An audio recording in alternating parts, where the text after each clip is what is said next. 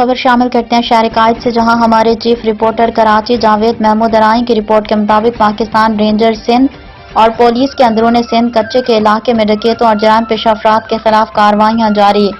Pakistan ranger Sindh اور police کا خفیہ معلومات کے بنیاد پر اندرون سندھ کچے کے علاقے گڑھی تیغور ضلع شکارپور میں نثار سبزوئی گینگ کے ٹھکانوں پر مشترکہ کارروائی۔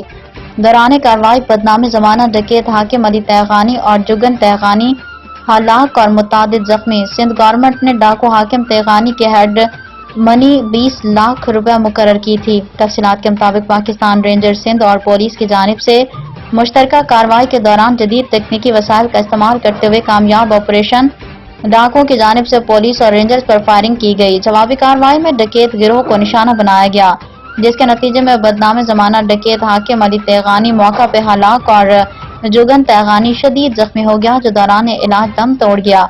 آپریشن کے دوران ڈاکوؤں کے زیر استعمال سرکاری املاک کو بھی خالی کرا لیا گیا۔